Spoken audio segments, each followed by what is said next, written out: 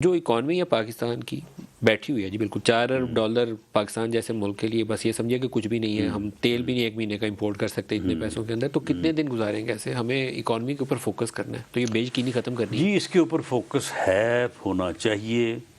اور اس کو جو ہے وہ اکانومی جو ہے وہ اس وقت اگر کوئی ایشو ہے تو وہی ایشو ہے, اور عمران خان کوئی ایشو نہیں ہے. یہ اس ایشو کے ساتھ چمٹ کے اس ایشو کو ایکسپلائٹ کر کے جو ہے وہ ملک کے لیے نقصان کا باعث بننے یا حکومت کو گراتے ہوئے ملک کو گرانے کی کوشش کر رہا ہے. تو اللہ تعالیٰ رحم کرے. لیکن آج ان کا ایک سٹیٹمنٹ مجھے لگتا تھا کہ وہ اتنا نامناسب نہیں ہے. اگر آپ ان سے بیٹھیں بات کریں کہ الیکٹورل پروسیس کے اوپر بیٹھ کے بات کر لیں, ایک انڈرسٹینڈنگ ڈیولپ کر لیں, تو پھر اکانومی کو آپ چلاتے جائیں, چاہے وہ جون میں کرا دیں, جولائی میں کرا دیں انتخابات. پچھلی دفعہ بھی 25 جولائی کو انتخابات ہوئے تھے. لیکن جب بھی ہم نے یہ کہا کہ ٹھیک ہے جی ہم ان کے ساتھ بیٹھنے کو تیار ہیں, تو وہ ہمیں گالیاں دینی شروع کر دیتا ہے. ایک دن جب وہ لانگ مارچ ہو رہا تھا تو میاں شہباز شریف صاحب کا ایک بیان سے ملتا جلتا آیا سامنے. اس نے اگلے دن اتنی گالی, وہ تم کون ہوتے ہو, میں تمہارے ساتھ کیوں بیٹھوں, میں تو تمہیں یہ نہیں سمجھتا, میں تو وہ نہیں سمجھتا. یعنی یہ اس کا جو گھٹیا رویہ ہے. آپ مجھے بتائیں کہ ایک پارلیمانی ڈیموکریٹک سسٹم میں ایک ایسا آدمی جو یہ کہے کہ میں اپنے مخالفین کے ساتھ بیٹھنے سے بہتر ہے میں مر جاؤں, آپ مجھے بتائیں کہ اس کے ہوتے ہوئے یہ سسٹم چل سکتا ہے؟ سر نہیں چل.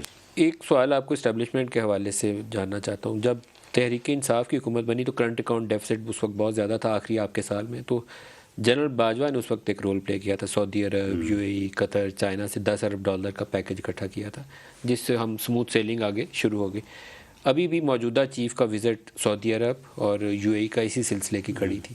آپ کو تعاون سپورٹ مل رہی ہے ادارے سے؟ دیکھیں جی یہ جو آپ کی 9 جنوری کی جو کامیابی ہے اس میں سعودی عرب کا ایک بڑا میجر رول ہے.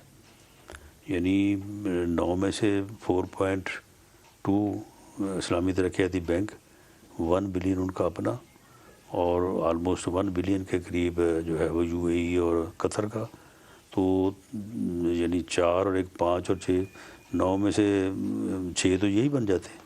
تو ان کا ایک بڑا اہم رول ہے اور ان کی سپورٹ ملی ہے, اور آئندہ بھی انہوں نے یقین دہانی کروائی ہے. ادارے کی بھی سپورٹ ہے اس پروسیس میں, جی ایچ کیو کی؟ جی بالکل. چیف آف آرمی اسٹاف جو اب گئے ہیں اپنا سعودی عرب اور یو اے ای, تو وہ اسی مقصد کے لیے گئے ہیں. وہ انہوں نے جا کے ان کے ساتھ سیکورٹی ریلیٹڈ ایشوز کے اوپر ڈسکشن کے علاوہ انہوں نے اپنے ملک کی بھی بات کی ہے, ریاست کی بھی بات کی ہے.